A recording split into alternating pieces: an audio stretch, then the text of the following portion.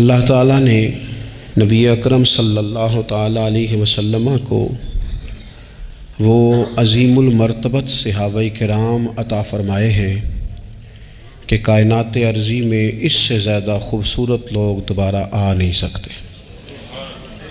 وہ جماعت صحابہ جو اپنی وفا شعاری سے، یقین کامل سے، انشراح صدر سے، حضور کے دروازے کی گدائی اور غلامی سے اتنی زیادہ سرشار تھی، ان کے دامن میں حضور علیہ السلام کی محبت کی اتنی خوشبوئیں تھیں کہ وہ جہاں بیٹھ جاتے تھے اس سارے ماحول کو بھی معطر اور معمر فرما دیا کرتے تھے۔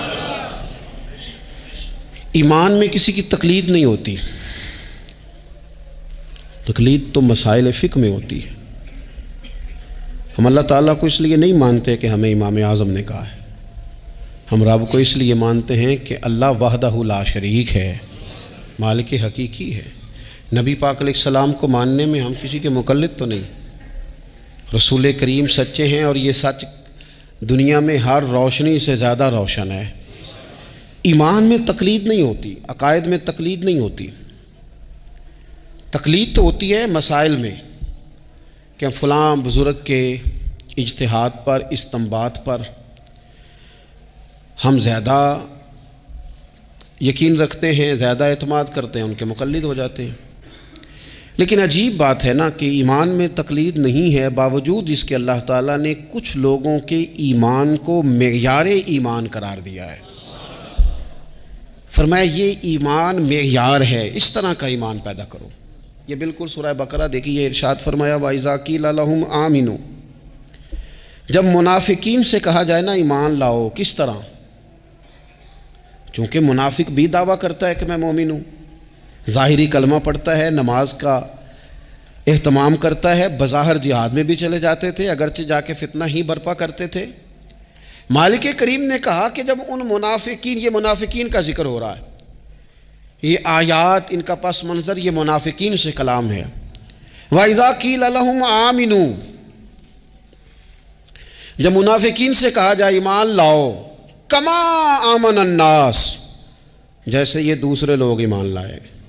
یہ کون دوسرے لوگ؟ سیدنا صدیق اکبر، حضرت فاروق اعظم، حضرت عثمان غنی، سیدنا مولا علی علیہم رضوان۔ جس طرح یہ صحابہ ایمان لائے ہیں اس طرح کا ایمان لاؤ۔ ان کا ایمان یہ معیار ہے، یہ معیار ہے کہ ایمان اس طرح کا ہوتا ہے، یہ کسوٹی ہے، ذرا اس پر پرکھو، ان کی زندگی کے شب و روز کو دیکھو، پھر اس پر پرکھو، اس طرح ایمان لاؤ جس طرح یہ میرے محبوب کے صحابہ ایمان لائے ہیں۔ تو ان کا جواب بھلا کیا ہے؟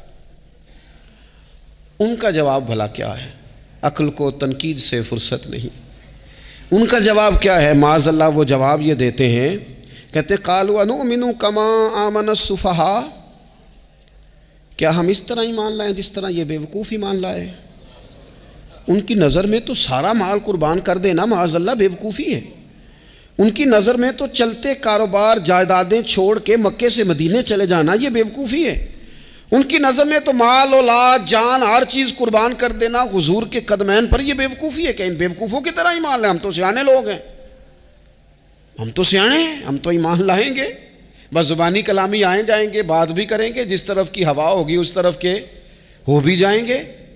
یہ ان بیوقوفوں کی طرح ایمان لائیں۔ کیا کہا تھا کسی نے؟ اس نے کہا تھا کہ محبت کو ظالموں نے عبادت دیا قرار۔ کچھ ایسے نادان ہوتے ہیں جو اہل محبت کو دیوانہ کہتے ہیں، وہ کہتے ہیں یہ تو نادان ہے، اس طرح بھی کوئی کرتا ہے؟ ٹھیک ہے، ہم بھی کلمہ پڑھتے ہیں، مسلمان ہیں، تو ہمارے لہجوں میں وہ حسن نہیں ہوتا، ہمارے پیالوں میں وہ صفائی نہیں ہوتی کہ جو خیرات آئے گی تو پھر وہ محفوظ رہ سکے گی۔ کائن بیوقوفوں کی طرح ایمان لائیں۔ تو رب کیا فرماتا ہے، اللہ کیا فرماتا ہے؟ سنیں جو حضور کے صحابہ پر بات کرے اس کے بارے میں رب کیا فرماتا ہے، اسے جواب میرا رب دیتا ہے۔ صحابہ کی بے ادبی کرنے والے کو جواب اللہ تعالیٰ ارشاد فرماتا ہے، فرمایا الا انہم ہم السفہاء ولکن لا یعلمون، فرمایا خبردار ہو جاؤ یہ خود بیوقوف ہے، لیکن بیوقوف کو پتہ نہیں ہوتا کہ میں بیوقوف ہوں۔ پاگل ہمیشہ کہتا ہے میں پاگل، فرمایا ولکن لا یعلمون، لیکن انہیں اس بات کا علم انہیں پتہ کوئی نہیں ہے، یہ خود بیوقوف. مقدر سکندر کا دیکھو پیاس سے. یہ بیوقوف ہیں. کیوں؟ کہ حضور کا دامن کرم بہ رہا ہے اور فیض یاب نہیں ہو سکے. جنہوں نے محبوب کریم کے دروازے سے خیر نہیں پائی، ان سے بڑا بھی کوئی بیوقوف ہوگا. مقدر سکندر کا دیکھو پیاس سے چلے جا رہے ہیں کنارے کنارے. دریا بہ رہا ہے اور ساتھ ساتھ پیاسا چل رہا ہے. اللہ فرماتے بیوقوف لوگ ہیں جو حضور کے صحابہ پر زبان تان دراز کرتے. تو عزیز دوستو، ان لوگوں کا ایمان معیار ہے. ان لوگوں کا ایمان وہ ہمارے سامنے روشن نمونہ ہے، جس کی بنیاد پر ہم نے اپنے ایمان کو، تیقن کو، شب و روز کو مرتب کرنا ہے اور ترتیب دینا ہے. صحابہ کرام کی جماعت ساری بڑی شانوں والی، لیکن کچھ لوگ ایسے ہیں جن کا زیادہ تذکرہ نہیں ہوتا، تو بظاہر یوں محسوس ہوتا ہے کہ ہم نے عوام کو ان سے پوری طرح روشناس بھی نہیں کرایا. ایک شخصیت کا ذکر آج کریں گے جن کو میرے نبی پاک علیہ السلام نے فرمایا، حضور نے فرمایا، صحیح بخاری میں موجود ہے، فرمایا یہ نیک آدمی ہے. اور یار جسے رسول کریم کہیں بندہ نیک ہے، رجل صالح، حضور نے فرمایا نیک آدمی ہے. جو بالغ نہیں ہوئے تھے اور اس سے پہلے ہی کلمہ پڑھ لیا تھا، جو حج کے مسائل سب سے زیادہ جانتے تھے، جنہوں نے 60 سال مکے اور مدینے میں فتویٰ دیا، صحابہ ان سے فتویٰ لینے آتے تھے. جو بدر کی جنگ میں بھی گئے، احد میں بھی گئے، پر محبوب نے فرمایا عمر تھوڑی ہے، ابھی واپس جائیے. خندق میں شریک ہوئے اور اس کے بعد ہر جنگ میں شریک ہوئے. مستدرک میں موجود ہے. حضرت جابر ابن عبداللہ فرمایا کرتے تھے زمانہ بدلا تو کچھ لوگوں میں بھی تبدیلیاں آئیں. میں نے بڑی دنیا بدلتی دیکھی، پر جن لوگوں کو نہیں بدلتے دیکھا نا، ان میں یہ شخصیت ہے جو ہمیشہ ہر دور میں، ہر عمر میں نبی پاک کے طریقوں پر پوری طرح کاربند رہے. اوڑھنا، بچھونا، اٹھنا، بیٹھنا، چلنا، ہر وقت حضور کی محبت میں غرق ہو کے کیا. کون ہے بھلا؟ حضرت عمر کے بیٹے سیدنا عبداللہ ابن عمر رضی اللہ تعالی عنہ. ابھی بالغ نہیں ہوئے تھے، مسلمان ہو گئے، اور زندگی ساری مصلے سے لگ کے گزاری. عبادت کی، ریاضت کی، تقوی، جد و جہد، معاملہ فہمی، جہاد. والد امیر المومنین ہیں، لیکن صاحبزادے کی خواہش ہے کہ مجھے فوج میں بھیجو، میں جہاد کرنا چاہتا ہوں، اور جہاد بھی سپہ سالار بن کے نہیں، سپاہی بن کے کرنا چاہتا ہوں. سب سے پہلی بات تو یہ تھی کہ علم و فضل بڑا تھا. صحابہ ان سے فتویٰ لیتے تھے. مسائل حج سب سے زیادہ حضرت عبداللہ ابن عمر جانتے تھے، اور فتویٰ دینے میں اتنے محتاط تھے، حدیث بیان کرنے میں اتنے محتاط تھے کہ بڑا سوچ سمجھ کے، غور کر کے. صحابہ فرمایا کرتے تھے یہ واحد بندہ ہے کہ جو 1 منٹ سے پہلے کہہ دیتا ہے. سب سے زیادہ مسائل آتے ہیں لیکن 1 منٹ سے پہلے کہہ دیتے تھے اس مسئلے کا مجھے نہیں پتہ، تحقیق کروں گا، اگر پتہ چل گیا تو بتا دوں گا. فوراً کہہ دیتے تھے. ایک دفعہ ایک صاحب نے مسئلہ پوچھا تو چپ کر گئے، سوچنے لگ گئے. ہمارے ہاں نا لوگوں کو حاضر جواب کہلانے کا شوق ہے. یہ شوق بڑا خطرناک ہوتا ہے. اگر آپ حاضر جواب ہیں تو بڑی اچھی بات ہے، لیکن حاضر جواب کہلانے کا شوق تو نہ پیدا کریں. اگر آپ کو پتہ ہے، صحیح بخاری میں حدیث ہے، نبی پاک علیہ السلام نے ایک دن پوچھا تھا صحابہ سے کہ وہ درخت کون سا ہے جس کی مثال مومن کی طرح ہے. تو حضرت عبداللہ ابن عمر کہتے ہیں مجھے پتہ تھا کہ وہ کھجور کا درخت ہے، پر میں نے جواب نہیں دیا. کیوں نہیں دیا؟ فرمانے لگے ابو بکر صدیق بیٹھے، فاروق اعظم بیٹھے، مولا علی بیٹھے، بزرگوں کی موجودگی میں جواب دیتا پھروں؟ یہ ٹھیک نہیں ہوتا، یہ صحیح نہیں ہوتا. یہاں تو بڑے لوگ، امام غزالی فرماتے ہیں جب میں اپنے مرشد سے مرید ہوا تو مجھے کہنے لگے بیعت میں نے کر لیا، آج کے بعد نہ تقریر کرنی ہے، نہ مدرسے میں سبق پڑھانا ہے، نہ کسی کو مسئلہ بتانا ہے. اور یہ بڑا مشکل کام ہوتا ہے، بندہ مولوی بھی اور تقریر ہی نہ کرے، اسے زنگ لگ جاتا ہے، اور مسئلہ ہی نہ بتائے تو بد ہضمی ہو جاتی ہے. یہاں تو جس کو 6 مسئلے آ جائیں وہ امام کو نماز نہیں پڑھانے دیتا. وہ کہتا ہے پہلے انٹرویو لوں گا تیرا کہ تو پورا تجھے آتا ہے، پھر آگے چلے گا تو. اتنے بڑے عالم کو شیخ نے منع کر دیا. تو کہتے ہیں شیخ کے پاس ایک شخص مسئلہ پوچھنے آیا تو میرے مرشد فرمانے لگے مجھے یہ مسئلہ نہیں آتا. تو امام صاحب کہتے ہیں کہ میں نے اسے کہا مجھے آتا ہے، میں بتاؤں؟ کہتے ہیں میرے شیخ مسکرا پڑے، کہنے لگے غزالی میں تو تیرے ساتھ ساتھ اپنی میں بھی مارنا چاہتا تھا، پر تیری ابھی مری نہیں. تو کہتا ہے میں بتاتا ہوں. کچھ دیر چھوڑ دے، سارے مسئلے بتانے نہیں چاہیے، کچھ پہ عمل بھی کرنا چاہیے. میرے عزیز حضرت عبداللہ ابن عمر اتنا بڑے مفتی ہیں، مفتی مدینہ ہیں، مفتی مکہ ہیں، لوگ مسائل حج پوچھتے ہیں، بڑے بڑے استنباط کرتے ہیں قرآن و حدیث سے۔ ایک آدمی نے مسئلہ پوچھا تو حضرت عبداللہ ابن عمر فرمانے لگے، دیر تک سوچا، کہ دیر ہو گئی سوچتے سوچتے، تو وہ شخص کہنے لگا حضور اتنی دیر کیوں سوچ رہے ہیں؟ تو آپ فرمانے لگے تمہارا کیا خیال ہے کہ جو سوال تم مجھ سے پوچھتے ہو اور جو جواب میں تمہیں دیتا ہوں، اس کے بارے میں رب مجھ سے سوال نہیں کرے گا؟ اللہ کی بارگاہ میں نے جواب نہیں دینا، تو میں سوچ سمجھ کے دے رہا ہوں تاکہ اس کا حساب دینا پڑے تو میرے لیے مشکل نہ ہو جائے۔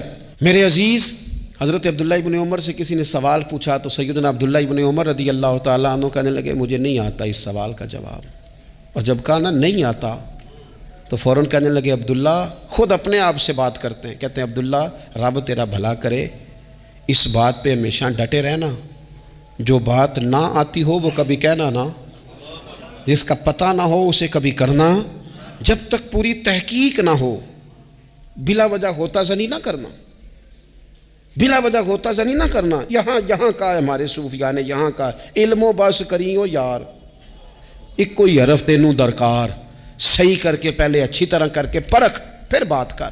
تو علم بڑا تھا، تقوی بڑا تھا۔ اس کے ساتھ ساتھ پھر یہ تھا کہ غریب پروری بڑی تھی۔ ایک بندہ خیرات لے کے گیا، وہ پھر لائن میں لگ گیا ہے، اسی کیا کھیدہ پلا تو پھر آ گیا ہے۔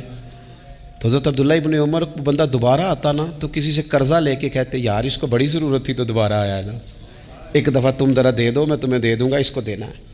جتنی دفعہ شام کو کھانا کھاتے اتنی دیر حضرت عبداللہ ابن عمر کھانا نہیں کھایا کرتے تھے جب تک کوئی یتیم آ کے دسترخوان پہ بیٹھ نہ جاتا، نہیں گزارا ہوتا۔ اور یار کیسے لوگ کھا لیتے ہیں، اعلیٰ غذائیں کھا رہے ہیں، اور ایک طرف ایک بہن مجبور بیٹھی ہے، بھائی مجبور بیٹھا ہے، سسرالی رشتہ داروں میں لوگ مجبور بیٹھے ہیں، عزیزوں میں لوگ مجبور بیٹھے ہیں، یتیم غریب مسکین، اور یہ روز نئے سے نیا ذائقہ، جب تک یتیم نہ ہوتا کھانا نہ کھاتے۔ اور صدقات و خیرات بھی کرتے تو جس طرح ہم کرتے ہیں نا، ناراض نہ ہونا۔ کبھی کبھی نا بعض لوگوں کو بانٹتے دیکھتے ہیں تو تکلیف ہوتی ہے، آپ نے دینا تو ہے تو اگر خوش دلی سے دے دیں، عطا تو کرنا ہے تو اگر چلو صحیح طریقے سے ہو جائے، ہنس کھیل کے ہو جائے، پریشان نہ کیا جائے سائل کو، یہ کتنا اچھا ہے۔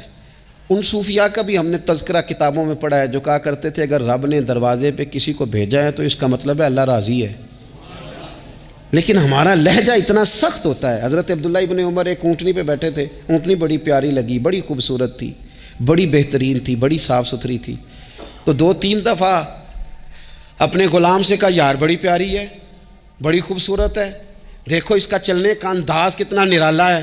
آج کل بھی ڈرائیور گاڑی چلاتے ہیں تو کہتے ہیں بڑی ہلکی پھلکی ہے جی، بریکیں بھی بڑی ٹھیک ہیں جی اس کی، فلاں معاملہ بھی اس کا بڑا صحیح ہے۔ وہ اتنی پسند آئی اونٹنی تو اونٹنی سے اترتے ہی فوراً کہنے لگے اس کو نشان لگا کے قربانی کے جانوروں میں چھوڑ دو، یہ زیادہ پیاری ہے، اسے رب کے رستے میں خیرات کریں گے۔ کیوں؟ ایک باریک نقطہ صوفیاء نے بیان کیا ہے۔ اللہ کے نیک بندے کہتے ہیں کسی جگہ بھی تمہارا دل اللہ رسول کے مقابلے میں الجھنا نہیں چاہیے۔ کوئی ایسی چیز جو رکاوٹ بن رہی ہو، رکاوٹ، وہ کیا کہتے ہیں کچرا آ گیا ہے، اس کچرے کو لوگ ٹھیک نہیں کرتے، کہتے نکال دو تاکہ معاملہ صحیح رہے۔ ایک چھوٹا سا باریک سا ہلکا سا دھاگے کی طرح کا ایک ٹکڑا اگر کسی وقت گوشت کا آپ کے دانت میں الجھ جائے نا، وہ سارا ذائقہ تباہ کر دیتا ہے۔ لوگ مختلف چیزیں لے کے خلال کرتے ہیں دانتوں کا تاکہ وہ نکل جائے، کیونکہ ذرا سی بھی چیز اگر کسی جگہ رکاوٹ بن جائے نا، آپ بڑا بہترین کھانا کھا رہے تھے، زبردست غذا آپ کھا رہے تھے، ایک صرف اس میں نا ہلکا سا دانہ ایسا ہے جو سخت تھا، کچرا آ گیا، روڑا آ گیا، تو وہ سارے کھانے کا ذائقہ تباہ کر دیتا ہے۔ بعض لوگ ایسے ہوتے ہیں کہ ایک بال نکل آئے نا کبھی کھانے میں سے تو کھانا چھوڑ دیتے ہیں، کہتے ہیں یار یہ سارا ذائقہ خراب ہو گیا۔ ہمارے ساتھ یہ ہوا ہے، یہ تو ہے نا دنیاوی معاملات، اسی طرح کا مسئلہ روحانی زندگی میں ہوتا ہے۔ کئی دفعہ نا ہم ماننے کو تیار نہیں ہوتے، لیکن ہمارے اوپر دولت کی محبت پوری طرح سوار ہوتی ہے، وہ سجدے میں ذوق آنے نہیں دیتی۔ شہرت کی محبت پوری طرح سوار ہوتی ہے، وہ درود و سلام کا، ذکر کا، عبادت کا ذائقہ لگنے نہیں دیتی۔ وہ جو کہا تھا نا والذین آمنوا اشد حبا للہ، ایمان والے سب سے بڑھ کر اللہ سے پیار کرتے ہیں، سب سے بڑھ کر رسول اللہ صلی اللہ علیہ وسلم سے محبت کرتے ہیں۔ کیوں کہا گیا تھا؟ اس لیے کہ ان محبتوں کے مقابلے میں ذرا بھی کوئی اور محبت آتی ہے روحانی ذائقہ خراب کر دیتی ہے، ہمارا دل نہیں لگتا، ہم بور ہوتے ہیں، ہم پریشان ہوتے ہیں۔ مسئلہ یہ ہے کہ جس دل میں صرف رب رسول کو ہونا چاہیے تھا وہاں شہرت آ گئی ہے، شہرت کی محبت آ گئی ہے، دکھاوا آ گیا ہے، مال آ گیا ہے، کئی قسم کے ہم نے بت معاذ اللہ اکٹھے کر لیے، اور پھر وہ ساری کیف مستی آئے۔ یہ کیسے ہو سکتا ہے؟ حضرت عبداللہ ابن عمر رضی اللہ تعالیٰ عنہ کے پاس ایک گدھا تھا، ہم پنجابی میں تو کہا کرتے تھے کہ بڑا ساؤ جانور ہے، بڑا دھیما ہے، بڑا اچھا ہے، سواری بھی کرتے تھے اس پہ، اس پر بوجھ بھی رکھتے تھے، اور بھی کئی کام، جانوروں کا چارہ بھی اس پہ رکھ کے لایا جاتا تھا۔ بہت سارے لوگ اس کی تعریف کرتے تھے کہ ظاہر ہے اس وقت یہ جانور ہر گھر کی ضرورت ہوتے تھے، لوگوں نے بڑی تعریف کی کہ جناب یہ گدھا بڑا اچھا ہے، بڑا عمدہ ہے۔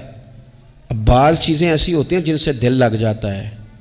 کچھ نوجوانوں نے گھروں میں بلی رکھی ہوتی ہے، گھوڑا رکھا ہوتا ہے، جانور رکھے ہوتے ہیں، ان کی پوری توجہ انہماک۔ ہم دیکھتے تھے دیہاتوں میں کہ بزرگ اگر کہیں چلے جاتے تھے سفر پہ تو وہاں سے بھی پیغام بھیجتے تھے کہ گائے کو چارہ ڈالا کہ نہیں، بھینس کو نکالا کہ نہیں، تم نے باڑے سے دھوپ چھاؤں کا خیال کیا کہ نہیں، وہ چیز ذہن میں آ جاتی تھی۔ حضرت عبداللہ ابن عمر رضی اللہ تعالیٰ عنہ وہ گدھا چونکہ بڑا پیارا تھا، بڑا اچھا جانور تھا اور بڑے کام کرتا تھا، بہت سارے معاملات گھر کے اور کھیتی باڑی کے اس کے ذمے تھے، تو گھر والے بھی کہتے کہ اس جانور کی وجہ سے بڑی خیر ہے، بڑے کام ہو جاتے ہیں، آپ کا بھی خیال تھا۔ حضرت عبداللہ ابن عمر ایک دن گھوڑے سے نیچے اترے یا اس گدھے سے نیچے اترے تو خادم کو بلا کے کہنے لگے اسے لے جاؤ اور بیچ کے پیسے اللہ کے رستے میں خیرات کر دو۔ اب وہ خادم کا بھی اس سے دل لگ گیا تھا، جانور گھر میں ہوتا ہے دلچسپی ہو جاتی، کہنے لگا حضور وہ سارا محلہ تو اس کی تعریف کرتا ہے، سارے خاندان والے تو اس جانور سے دلچسپی رکھتے ہیں اور آپ بیچ رہے ہیں۔ آپ فرمانے لگے جس طرح سب کا دل اس کی طرف ہے نا کہ اچھا جانور ہے، میرا بھی ہو گیا ہے، لیکن میں اپنے دل کو سوائے رب رسول کے کسی اور طرف ہوتا دیکھ نہیں سکتا۔ اعظم بلا سے اپنی وہ ہستی ہی کیوں نہ ہو، اعظم بلا سے اپنی وہ ہستی ہی کیوں نہ ہو، جو چیز اس کی راہ میں حائل ہو پھونک دو، جلا دو ایسی ساری چیزیں جو ان کے راستے میں آتی ہیں۔ فرمایا اس کی طرف توجہ ہونے لگی ہے، لہٰذا میں اسے اب رکھ سکتا، مزاج تھا، طبیعت تھی، طریقہ اس طرح کا تھا کہ وہ۔ پھر ایک اور بات بڑی خوب تھی، حضرت عبداللہ ابن عمر ان لوگوں کی پذیرائی بڑی کرتے تھے جو خیر کا کام کرتے تھے۔ دینی کام کوئی بندہ بھی کرے اس کی پذیرائی ہو، اس کی تعریف ہو، خیر کے جملے ہوں تاکہ دینداری پھیلے۔ حضرت عبداللہ ابن عمر رضی اللہ تعالیٰ عنہ کو نا غلام آزاد کرانے کا بڑا شوق تھا۔ دیکھیں نا ایک بندہ کسی نے خرید لیا ہے، وہ اس کا پابند ہے، بڑی تکلیف میں ہوتے تھے لوگ۔ غلام 1000 سے زیادہ غلام آپ نے آزاد کرائے، تو آپ جب غلام خریدتے تھے نا تو نظر کرتے تھے جو غلام ذرا زیادہ نمازیں پڑھتا اسے آزاد کر دیتے۔ تو غلاموں نے اس طرح کیا، انہیں پتہ چل گیا، انہوں نے بھی نا لمبی لمبی نمازیں شروع کر دی، تو حضرت عبداللہ ابن عمر کو پتہ چلتا، آزاد کر دیتے۔ ایک دن آپ کے بیٹے کہنے لگے حضور یہ آپ کو دھوکہ دیتے ہیں، لمبی لمبی نمازیں پڑھتے ہیں، آپ آزاد کر دیتے ہیں، بعد میں پتہ نہیں 5 بھی پوری پڑھتے ہیں کہ نہیں پڑھتے۔ تو حضرت عبداللہ ابن عمر کہنے لگے پتر تیرا کیا خیال ہے، مجھے نہیں پتہ۔ کہا حضور پتہ ہے۔ فرمانے لگے یہ مجھے رب کے نام پر دھوکہ دینا چاہتے ہیں، جو رب کے نام پہ دھوکہ دے روز دے، میں روز دھوکہ کھانے کو تیار ہوں۔ دوسری بات یہ تھی حضرت عبداللہ ابن عمر میں کہ نبی پاک سے محبت کوٹ کوٹ کے بھری ہوئی تھی، حضور کا ذکر آتا تو رو پڑتے، ان جگہوں پہ جا کے ڈھونڈ ڈھونڈ کے بیٹھتے جہاں نبی پاک نے وقت گزارا ہے۔ ایک درخت کا پتہ چلا کہ یہاں حضور تھوڑی دیر آرام فرما ہوئے تھے، انہوں نے دیکھا تھا یا انہیں معلومات ہوئی، تو ہمیشہ اس درخت کو پانی دیتے، اس کا خیال کرتے، کہتے یہ درخت ہمیشہ تر و تازہ رہے، یہاں میرے نبی پاک نے تھوڑا وقت گزارا ہے۔ وہ مکہ مکرمہ میں بھی جاتے تو وہ جگہ ڈھونڈ ڈھونڈ کے جہاں حضور نے نماز پڑھی تھی نماز پڑھتے۔